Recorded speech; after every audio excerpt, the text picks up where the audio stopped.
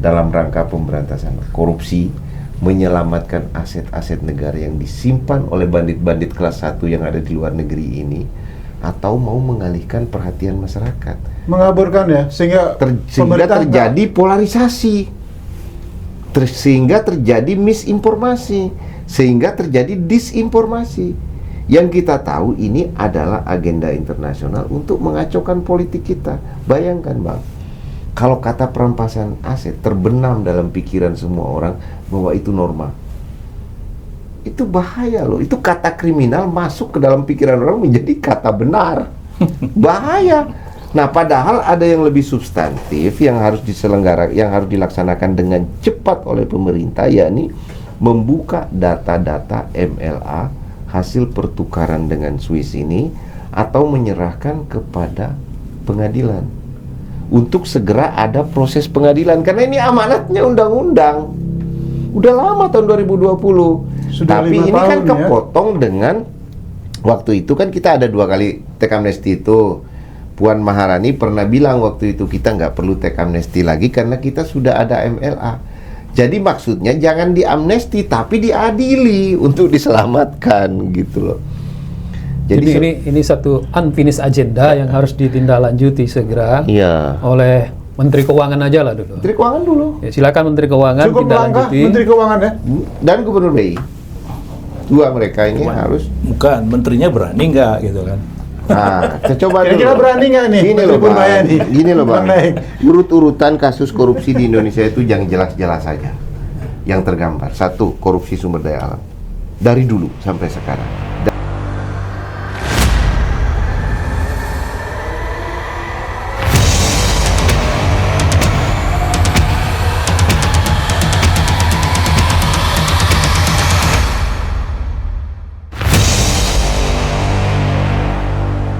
Pemirsa, berjumpa lagi dalam bincang spesial Jurnal Politik TV. Just Talk, Justice Talk Show, bincang-bincang keadilan seputar keadilan politik, hukum, ekonomi, pendidikan, dan budaya. Belakangan ini ada hal yang menyedot perhatian publik, yaitu soal rancangan undang-undang perampasan aset. Rancangan undang-undang ini diyakini publik sebagai senjata ampuh untuk menggasak aset-aset haram yang dikuasai oleh para koruptor. Tapi sebagian mulai tersadar karena ternyata yang dianggap bisa menjadi pedang yang sangat tajam untuk memburu para koruptor ini tidak seperti yang diharapkan. Jika dilihat dari draft rancangan undang-undang perampasan aset yang kini bergulir di DPR maupun dari naskah akademiknya. Bahkan ada yang mengatakan tak satu pun kata, tak sepotong kata pun muncul misalnya soal korupsi dan soal koruptor di rancangan undang-undang itu. Hari ini kita sengaja mengundang para ahli, mulai dari ekonom Salamuddin Daeng, lalu advokat Muhammad Joni, dan Dr. MS Kaban. Kita akan coba bedah ada apa sesungguhnya di balik rancangan undang-undang perampasan aset ini. Kita ingin ke Bang Joni dulu ini. Kebetulan tulisan Anda ini mulai bergulir soal rancangan undang-undang perampasan aset ini. Menurut tulisan Anda, ini rancangan undang-undang ini masih harus ditelaah, harus dipertimbangkan lebih lanjut lagi. Bisa Anda ceritakan sebenarnya ke arah mana RUU yang ada sekarang ini, RUU perampasan aset ini? Ya, kalau ada RUU atau undang-undang baru, apalagi masuk prolegnas prioritas, tentu ada alasan yang tidak biasa, ada alasan yang tidak reguleri, harus ada yang extraordinary, kan? Dan itu yang harus kita temukan atau publik harus diyakinkan itu perlu, gitu kan. Nah, mengapa RUU perampasan aset itu perlu? Alasan besar apa sehingga dia harus hadir, gitu kan? Apakah tidak cukup undang-undang pemberantasan tindak pidana korupsi? Apakah tidak cukup undang-undang tentang pencucian uang? Kan itu yang harus dijawab, dan mendapatkan jawaban itu lebih penting lagi karena memang publik harus punya kesempatan bahkan hak untuk berpartisipasi secara meaningful participation, gitu kan. Jadi harus ada alasan luar biasa yang menjadi justifikasi, menjadi legitimasi mengapa dia harus hadir. Kalaulah RUU itu hadir untuk merampas di atas 100 juta, di mana extraordinarinya, di mana alasan besarnya? Itu versi rancangan undang-undang perampasan aset tahun 2022 yang saya blusukan cari kemana-mana. Tapi ini nggak tahu nih, RUU ini barangnya yang mana, naskah akademik mana. Kalau dulu itulah versi yang diajukan oleh rezim eksekutif lama, era Presiden Jokowi, ini kan sudah menjadi RUU inisiatif DPR sebagai prioritas nih kan. Ini barang ini kan belum kita ketahui, mestinya ini juga harus disosialisasikan sehingga proses partisipasi bermananya itu sudah berjalan. Jadi kalau pertanyaannya mengapa ini harus perlu alasan, ya harus perlu, karena dia kan harus bisa menjawab problematika kita dalam hal aset-aset yang dicuri, stolen asset yang harus direcovery, kan? Apakah hanya 100 juta ke atas itu under utilities? Jadi ini harus bisa menyelamatkan, kalau istilah saya, harus bisa menyelamatkan hak ekonomi kita atas hak menguasai negara, bukan untuk memulihkan 2 atau 3 proyek dalam APBN Jungto APBD yang kemudian dicolong bernama korupsi, gitu kan. Ini harus bisa dijawab, dan RUU perampasan aset ini harus bekerja powerful untuk memulihkan aset kita. Dalam hal ini adalah hak ekonomi atas menguasai negara. Dalam hal ini adalah hak atas sumber daya alam dan energi yang selama ini hilang, dicuri, yang perlu direcovery istilahnya, atau perlu dikembalikan kepada menjadi hak keekonomian kita. Itu kira-kira. Anda sudah menemukan alasan besarnya, kira-kira mendugalah, sehingga DPR sepakat ketok palu ini masuk prioritas dalam prolegnas. Itu yang belum saya temukan. Kalau kita merujuk ke naskah lama itu kan cuma untuk membidik 100 juta ke atas dan tidak ada definisi mana, gitu kan. Kalau kita mengacu kepada rancangan undang-undang yang lama, yang dirujuk itu kan untuk mengisi kekosongan dalam rangka penanganan perkara kausal atau tindak pidana asal yang terkait dengan korupsi. Bagaimana dengan judol? Saya tanya kepada seseorang yang memberikan naskah itu. Bagaimana dengan illegal fishing? Bagaimana dengan illegal mining? Bagaimana dengan illegal banking misalnya? Ya, bagaimana dengan tindakan-tindakan yang mengambil hak atas sumber daya alam dan energi kita? Bagaimana dengan kesenjangan antara nilai keekonomian aset kita dalam hal ini adalah hak menguasai negara dengan yang tercatat di APBN kita? Kita tahu berapa yang diekspor, berapa yang masuk ke APBN, itu kan kesenjangan ini kan yang harus diisi, dijawab oleh RUU perampasan aset. Itu jadi singkatnya, RUU perampasan aset itu jangan membidik aset yang dicuri dalam konteks keuangan negara. Dalam hal ini adalah APBN Jungto APBD. Dia harus menyelamatkan aset hak menguasai negara, sumber daya alam dan energi kita, bukan yang tercatat di neraca keuangan negara kita, gitu. Pak Kaban, beberapa waktu yang lalu di media beredar kabar Anda justru minta para ahli hukum, khususnya dari kalangan alumni HMI, untuk membedah lebih serius soal undang-undang perampasan aset ini. Apa yang Anda lihat sebenarnya? Ya, terima kasih Bang Adi. Bang Daeng, Bang Joni, semua para pemirsa. Jadi saya mencoba membaca naskah akademik tentang rancangan undang-undang perampasan aset dan juga membaca pasal per pasal dari rancangan undang-undang perampasan aset itu. Nah, setelah saya telaah gitu ya, saya melihat naskah akademik ini dangkal, ya, sangat dangkal, dan poin yang paling mendasar di situ adalah orang yang ketika dia melakukan sebuah kejahatan, ya, apakah dari narkotik, ataukah dari penyelewengan negara, di situ yang paling ditakutin adalah apabila asetnya, rekeningnya di stop. Nah, jadi itu salah satu. Tetapi dalam naskah akademik itu juga mengakui bahwa sebetulnya banyak undang-undang yang sudah ada, tadi disebutkan juga pencucian uang, ya kan, undang-undang anti tipikor, ada juga itu. Jadi kemudian bagaimana selama ini proses keputusan pengadilan. Nah, tapi yang jelas di rancangan undang-undang ini tidak kalau saya bilang ini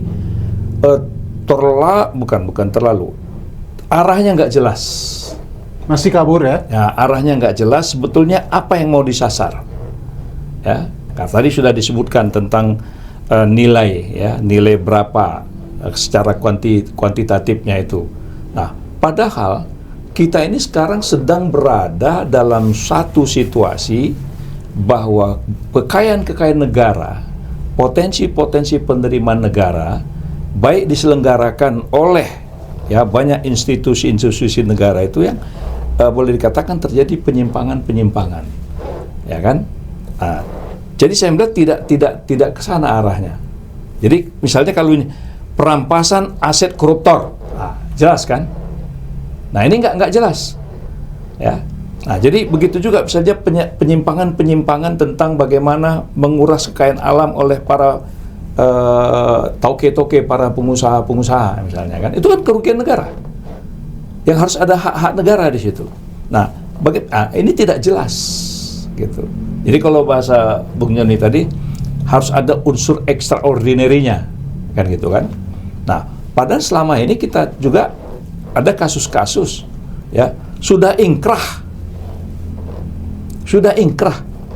ya 18 tahun kemudian baru bisa dieksekusi. Kenapa? Ya, kan harusnya persoalan-persoalan itu kan harus bisa dijawab. Ya, yang menurut saya sebenarnya undang-undang yang ada itu sebetulnya menurut saya ya, undang-undang yang ada itu sekarang sebenarnya jika itu efektif itu bisa lalu dibikin rancangan undang-undang perampasan aset. Ya sebetulnya ini kita kan tanggal berapa Agustus kemarin tuh ya 25 ya. Yang ada nah, jadi ini undang-undang penjarahan sebetulnya. Ya, publik melakukan penjarahan di mana-mana, masyarakat marah. Jadi perlu undang-undangnya nih. Inilah undang-undang penjarahan. Jadi rakyat udah marah, begitulah. Ya, karena penjarahan itu dengan perampasan itu hanya beda istilah saja. Tapi itulah penjarahan. Nah, sekarang ini mau menjarah siapa?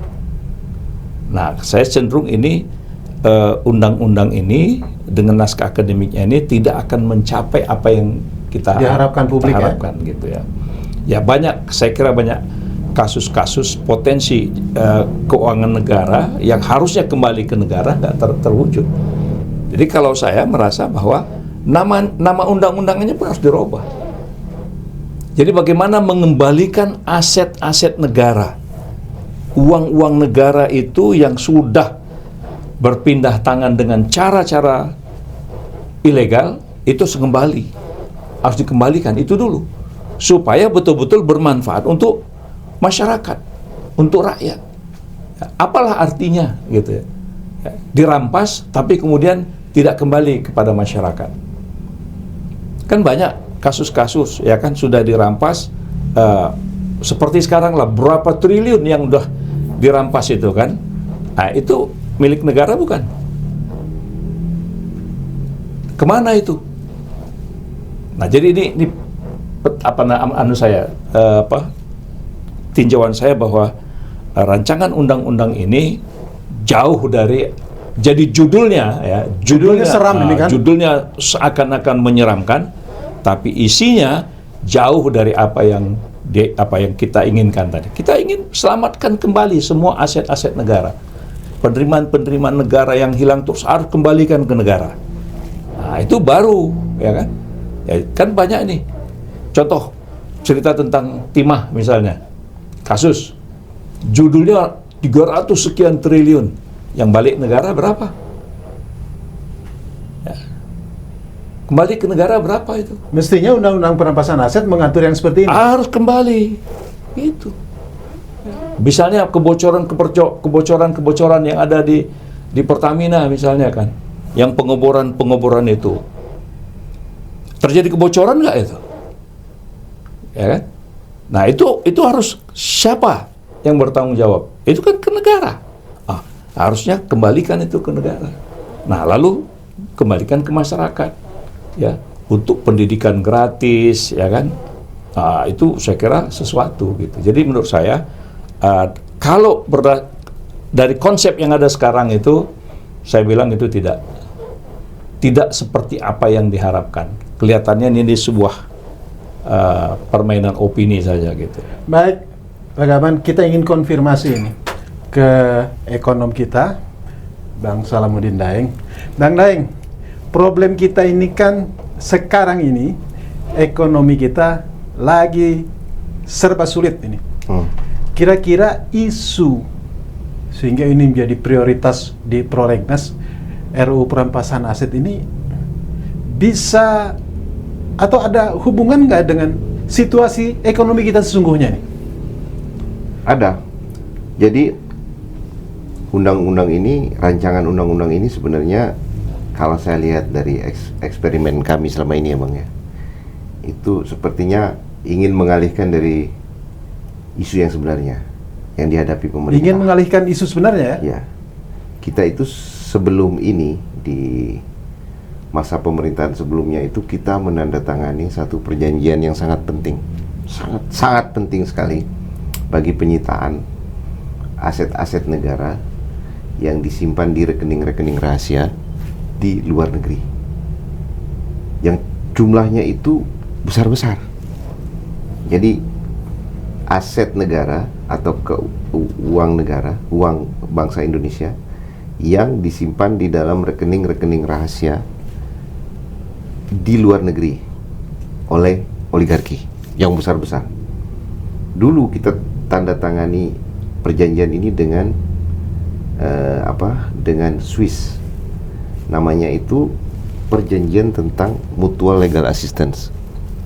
Jadi satu mekanisme pertukaran informasi antara pemerintah Indonesia dengan pemerintah Swiss terkait dengan seluruh aset hasil kejahatan keuangan yang dicatat oleh pemerintah Swiss, ya, terkait dengan aset-aset pengusaha Indonesia yang terindikasi merupakan hasil kejahatan keuangan. Tuh. Nah, kemudian perjanjian ini kita ratifikasi menjadi undang-undang. Namanya Undang-Undang MLA, Undang-Undang Mutual Legal Assistance. Karena yang kita ratifikasi adalah perjanjian kita dengan Swiss, maka isinya itu termasuk lampirannya. Itu mengatur semuanya. Mekanisme investigasi, mekanisme penyitaan dokumen, mekanisme penyitaan peradilannya, termasuk mekanisme penyitaan aset-aset hasil kejahatan keuangan yang telah dibuktikan berdasarkan hasil pengadilan nantinya. Nah, undang-undang ini yang merupakan ratifikasi dari perjanjian kita dengan Swiss ini tidak pernah dilaksanakan sampai hari ini. Dan terindikasi ini menyangkut aset antara 11.000 triliun yang dulu dikatakan oleh Presiden Jokowi itu sampai 13.000 triliun. Indikasi paling utama itu ada datanya di Kementerian Keuangan, ya. Pasti ada datanya karena itu sudah dikatakan oleh Presiden Jokowi waktu itu diperkirakan ada 9.000 triliun yang dicatat di Swiss dan ada 4.000 triliun yang dicatat di 7.000 triliun yang dicatat di Swiss, ada 4.000 triliun yang dicatat di Singapura. Itu perjanjian MLA yang disahkan menjadi undang-undang MLA. Artinya kalau ingin memburu aset-aset haram, lewat itu sudah bisa? Sudah bisa, dan ini nilainya nggak main-main. Ini merupakan disebut sebagai hasil dari pencucian uang, penghindaran pajak, hasil ekspor sumber daya alam yang tidak dilaporkan, dan macam-macam bentuk yang dikategorikan di dalam rezim internasional sekarang itu, rezim transparansi internasional sekarang itu yang menuju kepada rezim keuangan yang transparan karena terkait digitalisasi, terkait dengan pertukaran informasi keuangan perbankan yang harus sudah transparan ke depan, ya, karena kita memasuki era digitalisasi. Semua itu bisa menjadi alat bagi pemerintah Indonesia untuk menyelamatkan seluruh aset-aset yang harusnya milik negara yang merupakan hasil kejahatan keuangan yang disimpan di luar negeri. Nah, ini yang saya sebut undang-undang ini tidak pernah punya gaung, padahal sudah diratifikasi dan sudah ditandatangani. Nah, tiba-tiba di belakang muncul undang-undang perampasan aset. Bedanya apa? Kalau undang-undang mutual legal assistance orientasinya keluar, Bang, untuk menyelamatkan aset ribuan triliun kita yang ada di luar. Nah, kalau undang-undang perampasan aset saya lihat orientasinya ke dalam. Ini mirip sekali dengan apa yang dilakukan di masa pemerintahan sebelumnya. Ada 2 kali, ya. Satu itu waktu mereka menjalankan teks amnesti. Ya, waktu mereka menjalankan teks amnesti jilid 1, jilid 2 ini kok kayak kelanjutan dari ini. Teks amnesti kan gagal tuh. Yang terjadi malah pengampunan terhadap hasil kejahatan, perpajakan, keuangan dan lain sebagainya diampuni lewat teks amnesti ini. Justru bukan penyelamatan ini, tapi bahkan orientasinya pun ke dalam. Tadinya kan maunya keluar, diorientasikan ke dalam. Lalu kemudian muncul lagi Satgas yang dipimpin oleh Pak Mahfud MD, apa namanya? Satgas pencucian uang, ya, yang menemukan ada 340 triliun pencucian uang di Kementerian Keuangan, ya kan? Nah, ini juga tidak dilanjutkan. Tapi ini termasuk digeser ke dalam. Sudah teks amnesti, ada pencucian uang.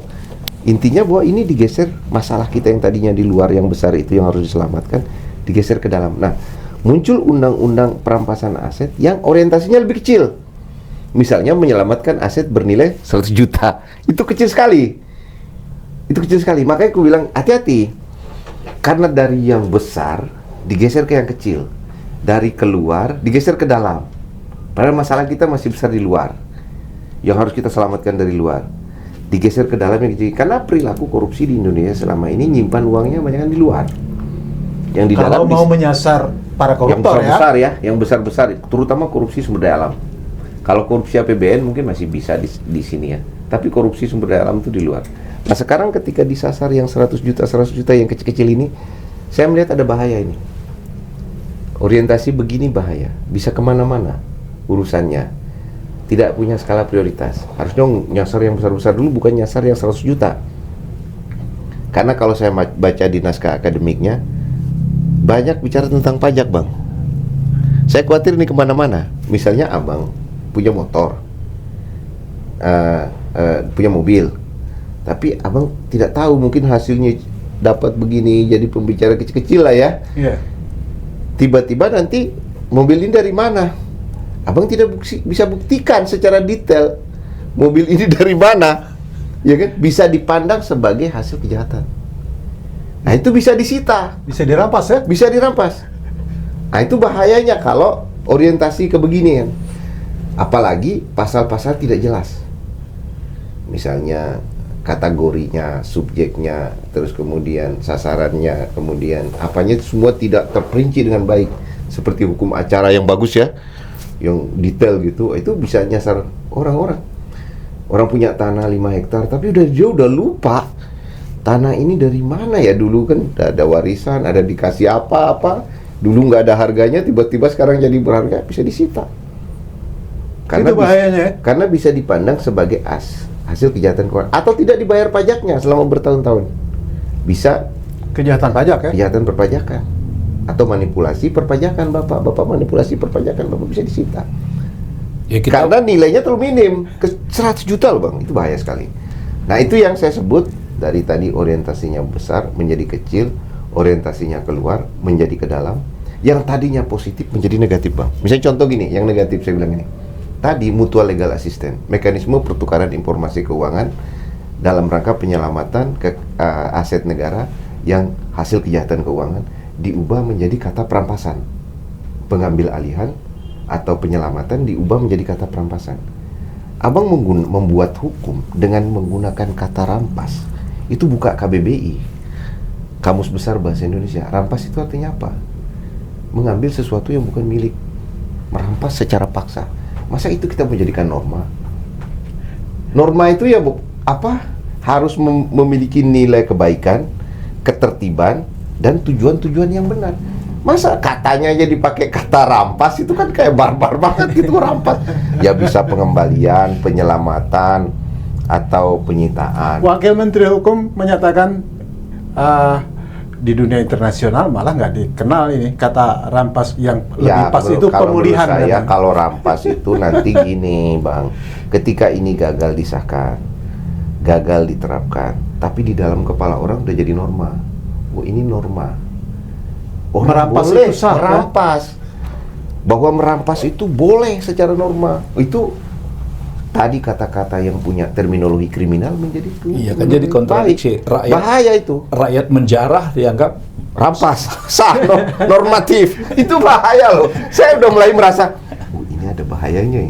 Ini kayak memberi label-label kepada orang, lalu orang bisa mengambil tindakan tertentu sendiri-sendiri. Nanti kayak mirip peristiwa-peristiwa lama Bang, 65 dan seterusnya itu.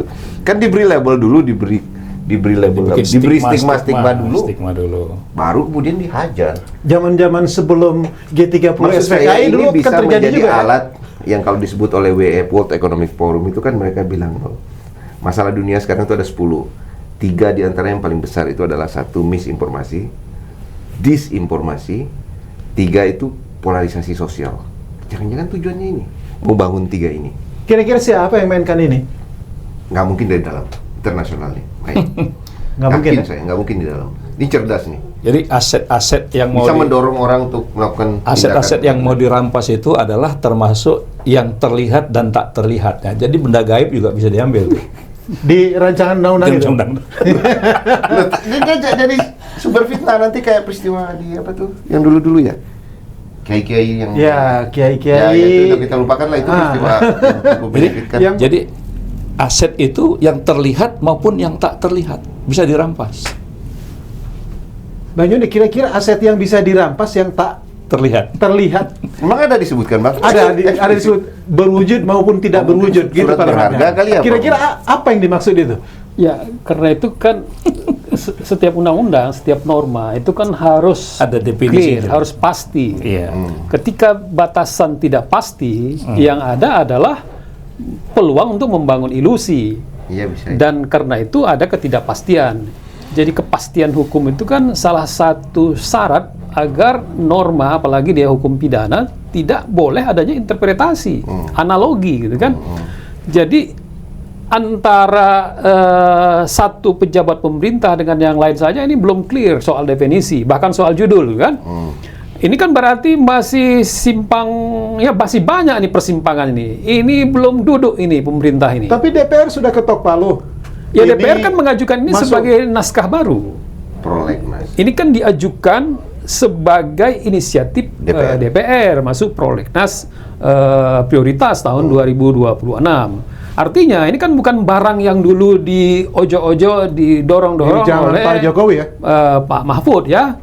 Nah, berarti ini kan barang baru. Ini yang perlu kita periksa. Sejauh mana dia bisa memang menjadi senjata besar untuk bukan cuma memulihkan, katakan gitu sementara kalimatnya atau frasanya, hal-hal yang hanya terkait dengan APBN, APBD. Tetapi adalah korupsi terhadap sumber daya alam dan energi.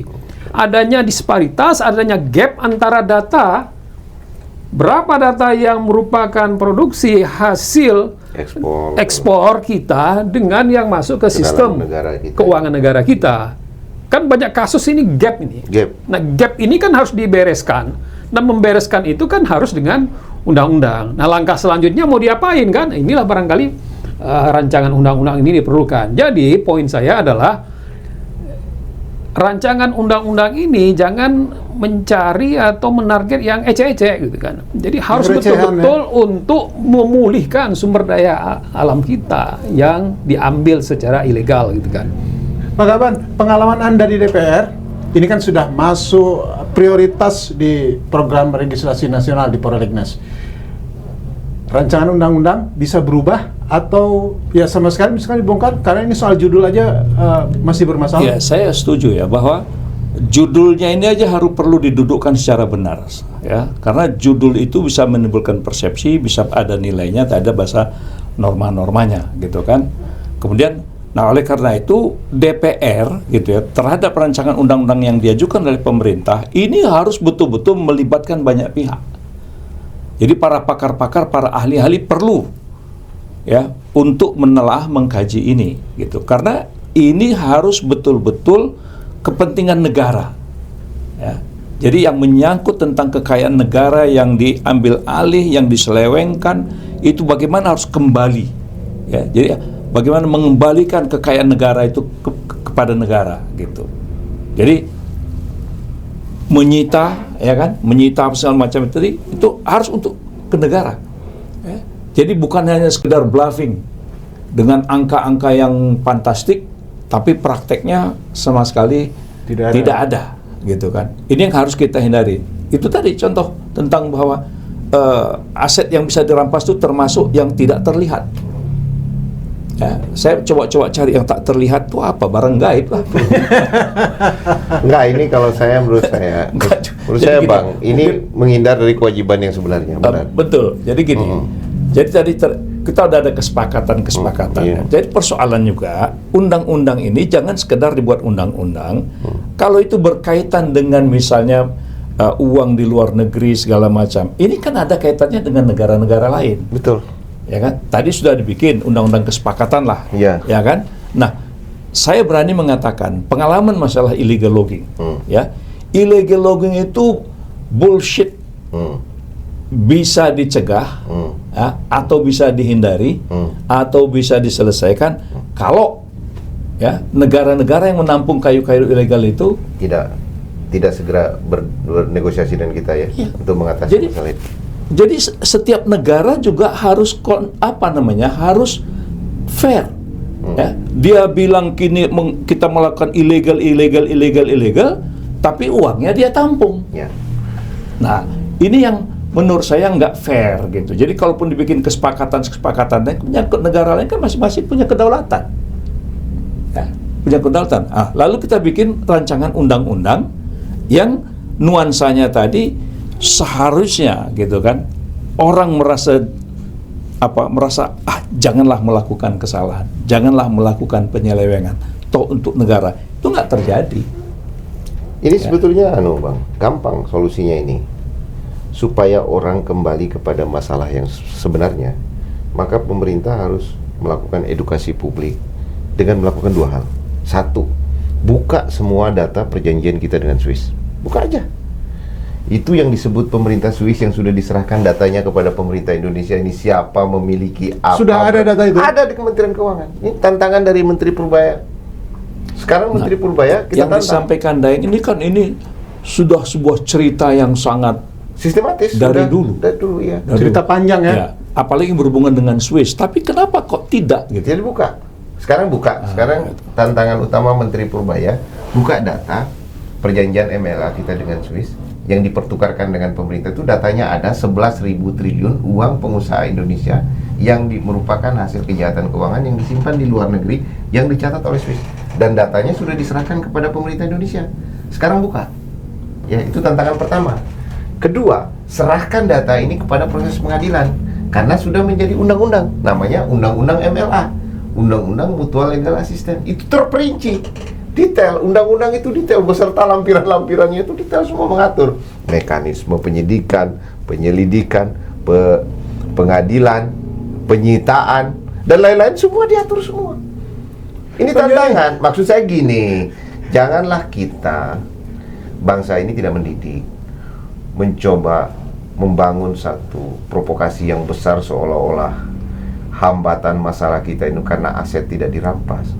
Padahal ada sesuatu yang seharusnya bisa dijalankan dengan segera tanpa perlu RUU perampasan aset. Tanpa perlu. Kalau sulit silakan tambah. Tapi kalau ini cukup untuk yang besar-besar dulu. Dan itu datanya sudah ada di tangan pemerintah. Waktu Pak Mahfud membuat Satgas, dia ketemu apa? Dia ketemu 340 triliun pencucian uang di Kementerian Keuangan, kan? Itu aja dulu coba selesaikan dengan undang-undang yang ada. Jangan menyasar rakyat uang 100 juta ya. Karena mirip ini MLA, Mutual Legal Assistance dengan apa yang dilakukan Pak Mahfud ini mirip. Ini satu rangkaian. Saya tahu satu rangkaian. Cuma kan mereka nggak berani jujur sama kita. Sekarang jujur aja. Sekarang Pak Purbaya buka, serahkan data ini ke penegak hukum, jalankan itu undang-undang MLA. Berhentilah keributan soal perampasan aset yang tidak jelas ini. Nanti yang dirampas aset tetangga pula kan bahaya ini. Banyak nih. Menimbulkan kecemburuan sosial. Ya, sebenarnya istilah perampasan itu kan muncul juga di dalam undang-undang tindak pidana kita kan. Di salah satu jenis amar putusannya kan itu kan. Nah, tinggal sekarang kan pembuat undang-undang masih berpikir di antara persimpangan apakah ini diputus dalam satu paket bundling dengan perkara pokoknya atau itu dipisah gitu kan. Ada memang prinsip atau teori hukum yang dikembangkan bahwa perampasan itu bisa jalan, kemudian perkaranya itu adalah dua hal yang berbeda gitu kan. Dan karena itu ini yang harus diputuskan. Jadi kalau kita melihat diskursus yang ada, kecenderungannya akan mengatur sebuah proses peradilan terhadap asetnya, bukan pelakunya gitu kan. Bukan perbuatan yang tindak pidana, tetapi adalah terkait dengan aset yang diambil secara ilegal yang kemudian terbukti bukan miliknya. Nanti akan berhubungan dengan hukum acara dan lain-lain. Yang kedua, ini adalah berkaitan dengan siapa nanti yang akan mengelolanya. Mengelolanya itu apakah itu langsung oleh satu kementerian tertentu atau katakanlah Menteri Hukum, atau satu badan yang lain yang bisa mengelola itu, penampungan, pengelolaan dan lain-lain segala macam. Ini yang barangnya belum jelas gitu kan. Kalau memang DPR sudah melaksanakan tugasnya hari ini menyatakan itu adalah prolegnas prioritas 2026, maka mestinya sejak saat diketok pun itu mesti disebar kepada masyarakat dalam rangka meaningful participation. Jadi kalau ibarat kata ini pulaunya harus jelas dulu, landscape undang-undang ini apa? Ini yang masih berbeda pendapat. Pak Yusri bilang, wah kita tunggu dulu RUU KUHAP. Halo, kapan lagi nih RUU KUHAP akan selesai kan? Kemudian berbeda lagi pendapat, ini harus terpisah dari perkara pokoknya gitu kan. Kemudian lain lagi tentang berapa objeknya, 100 juta ke atas seperti versi undang-undang lama yang beredar di publik. Atau bagaimana? Ataukah ini mengatasi, menjawab, menjadi senjata atas korupsi keuangan negara atau beyond keuangan negara? Yang tadi disebut sementara sebagai tindak pidana, katakanlah kejahatan terhadap sumber daya alam dan energi kita.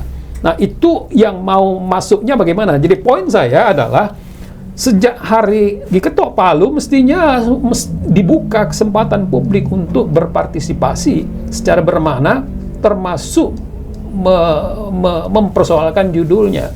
termasuk mempersoalkan goib tidak goibnya tadi kan, termasuk mempersoalkan bagaimana integrasinya dan implementasinya, sinkronisasinya dengan undang MLA tadi itu kan. Jadi jangan dimainkan rancangan undang-undang ini menjadi konsumsi terbatas, karena ini harus dibuka. Nggak boleh main petak umpet ya? Nggak boleh main peta umpet, dan kalaupun itu terjadi bakal diuji juga kok ke Mahkamah Konstitusi. Jadi DPR jangan sensi atau baper mengatakan Mahkamah Konstitusi itu bukan pembuat undang-undang. Ya memang, tetapi yang namanya masyarakat, living law hari ini, kepercayaan publik hari ini, undang-undang yang disahkan oleh DPR bersama dengan pemerintah, itu acap kali tendensinya diuji ke Mahkamah Konstitusi. Bukan maunya MK menerima itu. MK kan duduk ontok aja di kantornya, menunggu ada gugatan formil maupun material, kan? Oleh karena itu kan sebenarnya autokritik kepada DPR. Buatlah undang-undang dengan proses legislasi yang berkualitas, dengan proses legislasi yang partisipasi bermakna, partisipatif. Jangan apa yang disampaikan beda dengan apa yang disahkan. Seperti undang-undang kesehatan. Begini katanya mau transformasi, organisasi profesi dikebiri, kolegium dimatikan. Kemudian organisasi-organisasi yang selama ini bergerak terdepan dalam kerangka profesinya tidak diberikan kewenangan. Padahal itu sudah putusan-putusan yang diakui dan disahkan oleh Mahkamah Konstitusi sebagai landmark decision. Jadi jangan ulangi lagi presiden undang-undang kesehatan, bahwa lain yang disampaikan, lain yang diklaim sebagai pembenaran adanya meaningful participation itu. Ya, jadi poin saya, masalahnya DPR-nya baca nggak kan gitu? Apakah semua peserta anggota DPR itu baca naskah akademik, baca pasal-pasal itu gitu kan? Menurut pengalaman Anda sebagai DPR? Kita dulu ketat, ya itu terjadi perdebatan panjang, ya kan? Jadi setiap pasal-pasal itu diperdebatkan betul. Itu awal-awal ya. Di tengah perdebatan ini, Pak Kaban, Bang Joni dan Bang Daeng, sebenarnya kan ada presiden yang sudah dilakukan, misalkan di sektor penertiban kawasan hutan lewat Perpres nomor 5 tahun 2025. Prabowo sudah menyampaikan hasilnya. Salah satu hasilnya itu sudah lebih dari 3 juta hektar. Ini triliunan uang yang Anda sebutkan tadi, Bang Daeng, ya kan? Ini kan belum terjamah juga ini. Mulai dari zaman Pak Jokowi dulu kan, gitu. Termasuk yang digagas oleh Pak Mahfud yang menemukan 340 sekian triliun gitu. Nah, apakah pemerintah dalam hal ini yang dipimpin oleh Pak Prabowo sebagai presiden menunggu undang-undang perampasan aset dulu atau jalankan saja instrumen hukum yang ada? Kira-kira gimana, Pak Kaban? Kalau saya, ya ini sangat tergantung ya prioritas. Ya. Ini sangat tergantung prioritas. Ya, apakah gitu kan pengembalian aset-aset kekayaan, pengembalian kekayaan negara itu, keuangan negara itu menjadi priority dari semua peristiwa-peristiwa pidana-pidana atau penyelewengan-penyelewengan kekuasaan yang cenderung memperkaya sendiri atau kelompok. Ini harus jelas, gitu. Apakah ini menjadi prioritas? Karena angka-angkanya itu semua fantastik, ya. Nah. Tadi Anda sebutkan 3 juta hektar. Kita tidak pernah mendengar dari 3 juta hektar itu berapa denda dari tegakan pohon. Dari 3 juta hektar itu? Berapa denda dari 3 juta hektar itu dari kawasan hutan itu, denda tebangan ya kayu yang punya nilai ekonomi itu kembali nggak ke negara itu? Karena pasti di 3 juta hektar itu ada illegal logging ya? Oh, bukan, artinya di dalam kawasan 3 juta hektar itu paling tidak ya minimal tegakannya itu ada 40 kubik per hektar. Per hektar. Kalau 40 kubik kali 3 juta. 120 juta minimal. Coba. 120 juta kubik. Ya. 120 juta kubik. Kali? Kira-kira? Kalikan aja $13. hak negara. Iya betul. Kembalikan ya $13 hak negara, denda ya. Nah, itu masuk nggak? Nah, masuk nggak tuh ke negara itu? Pernah nggak itu dikejar? Nah, jadi Ini baru sampai tahap penyitaan saja ya? ya, jadi disita, dikuasai, lalu orang-orang yang melakukan pelanggaran itu kan langsung harus ada hukumannya. Apa bedanya sih misalnya orang melanggar lalu lintas, prit, Tilang ya? tilang, ya kan? Kan langsung bayar berapa puluh ribu ke itu kan udah ada sistemnya. Nah, ini bagaimana? Berapa yang masuk ke negara?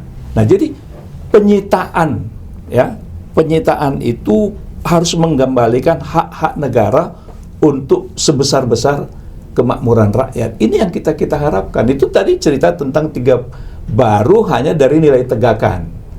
Belum misalnya sekarang dari kebun sawitnya itu.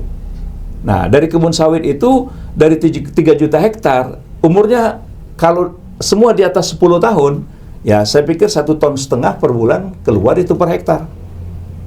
Ya, 1,5 kali 3 juta.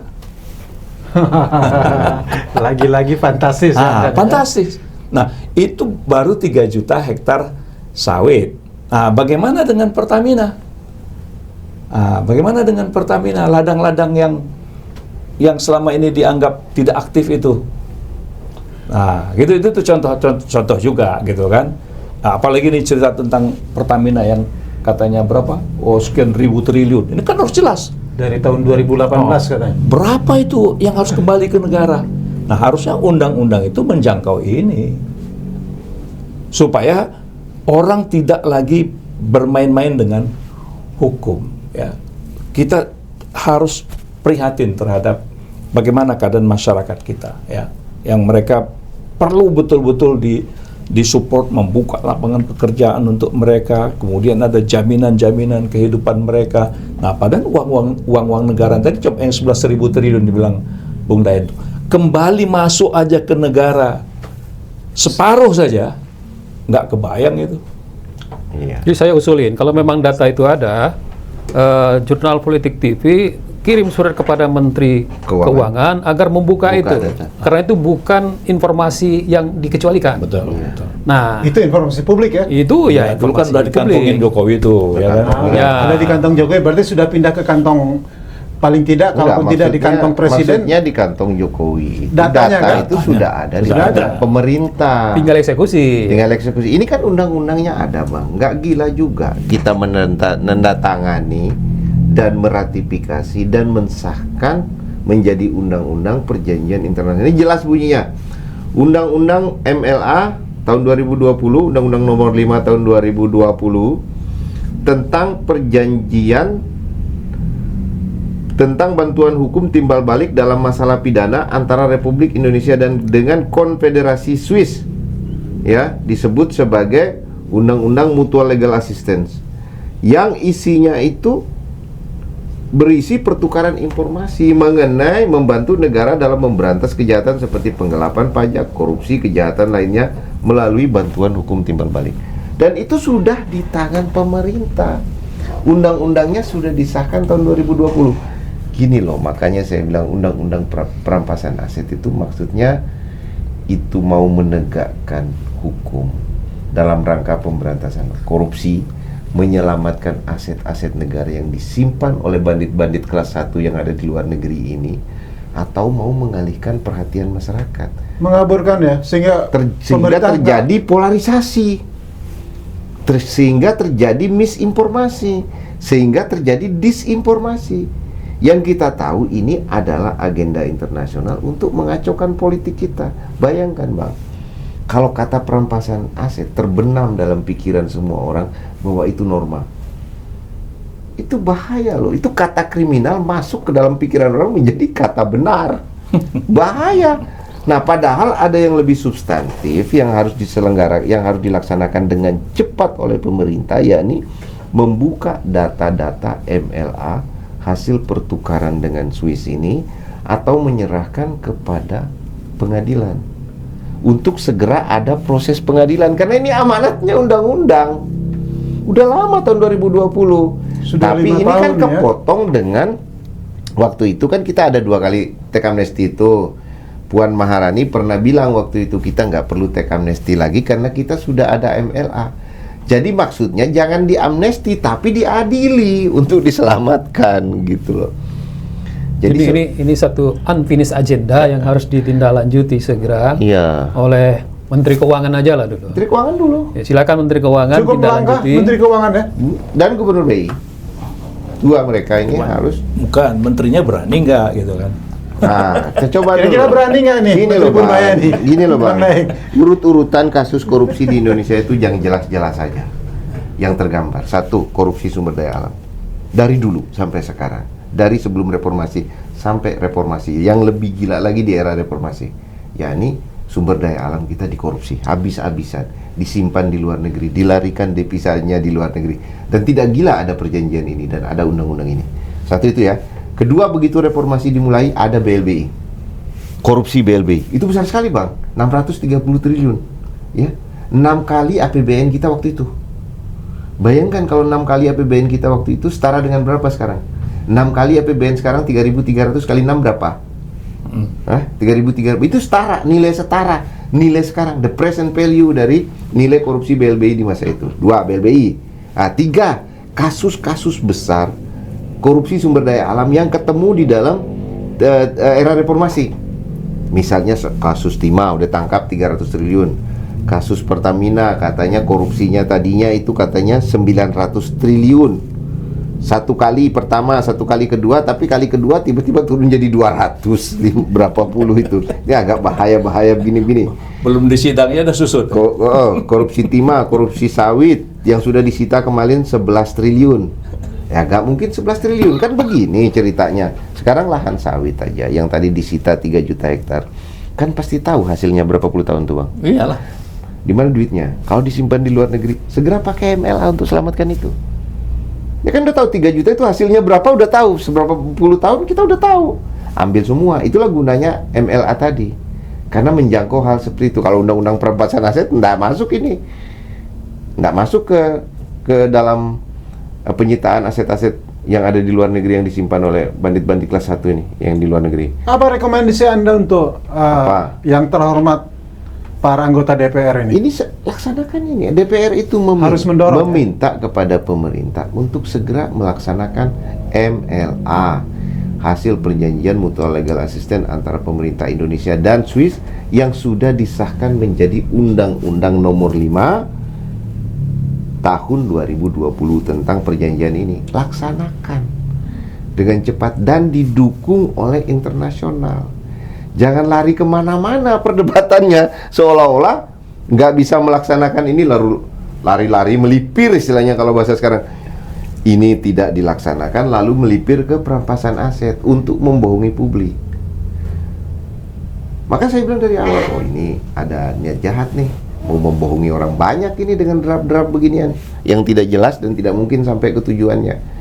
Padahal yang jelas bisa sampai ke tujuannya yang ini. Tanggung jawab siapa? Menteri Keuangan, Gubernur BI, Kejaksaan, Kepolisian, dan DPR sekarang. Tinggal laksanakan. Apa susahnya? Laksanakan MLA. Memang berat untuk melaksanakan itu, tapi itulah fungsinya ada negara. Justru untuk mengurus yang berat-berat gitu. Jadi dengan apa yang disampaikan oleh Bung Daeng tadi, dengan yang disampaikan juga Bung Joni tadi, ya apa artinya rancangan undang-undang ini? Toh sudah ada kok. Instrumen-instrumen hukumnya sudah ada. Bahkan untuk yang di luar negeri, Bang. Tinggal dilaksanakan. Gitu. Nah, apakah kita tidak membuang-buang waktu dan membodoh-bodohi masyarakat? Ya, dengan membuat opini sedemikian rupa, sementara kekayaan negara yang hilang itu tak kembali-kembali. Nah, sementara undang-undang yang ada tadi itu juga diakui di dalam naskah akademik itu sudah ada undang-undang A, undang-undang B, sekarang so what loh gitu. Gitu. Jadi maka saya minta para ahli-ahli hukum telaah ini demi bangsa kita, demi masyarakat kita gitu loh. Menelaah jangan sampai melupakan urusan triliunan-triliunan tadi ya. Iya, kan Pak Jokowi masih hidup. Beliau bisa diminta sebagai saksi tentang data yang ada di kantong beliau 11.000 triliun setelah undang-undang, setelah teks amnesti ya. Waktu mengumumkan itu pada saat teks amnesti. Tapi setelah teks amnesti data itu sudah ada di tangan pemerintah. Dan pada saat undang-undang ini disahkan, sudah terjadi pertukaran informasi antara pemerintah Indonesia dan Swiss terkait siapa, berapa, disimpan di mana, rekeningnya ada di Jadi mana. data si A, si B, si C-nya sudah ada ya? Sudah ada. Yakin saya sudah ada karena sudah berani disahkan menjadi undang-undang dan sudah terjadi pertukaran informasi itu. Dan negosiasinya berkali-kali dengan Swiss. Berkali-kali. Kecurigaan publik ditambah informasi ini semakin besar bahwa ini soal mengaburkan langkah yang harusnya dilakukan pemerintah sejak pemerintahan yang lalu sampai hari ini. Ya ini jadi kabur dengan ada-adanya undang-undang opini begini, jadi kabur, melipir istilahnya ke hal lain.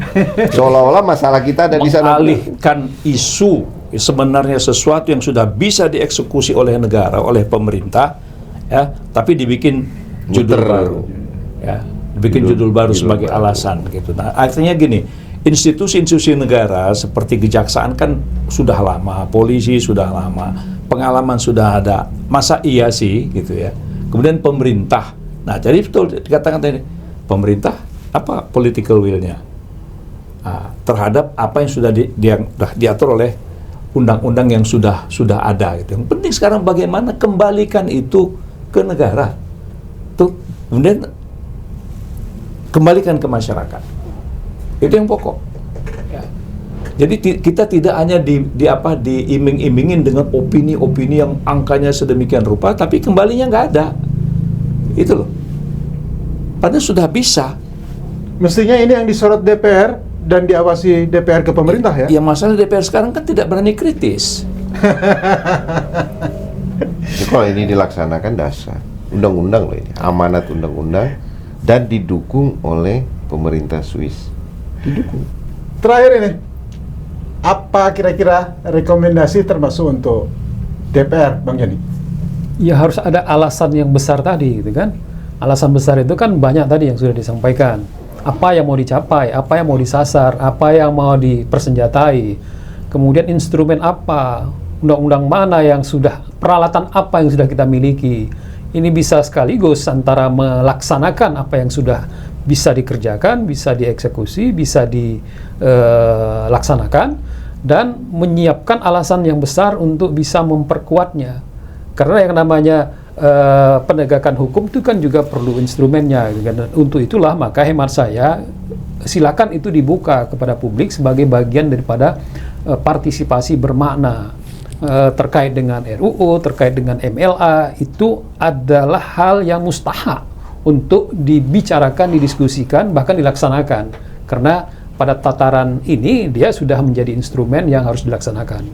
Jadi biarlah ini bukan hanya saatnya kita untuk mereproduksi lagi undang-undang baru, tapi lebih dari itu untuk memperkuat negara ini untuk bisa memulihkan, merecovery, dan melaksanakan apa yang sudah dijanjikan dengan negara yang terkait dengan kepentingan kita itu.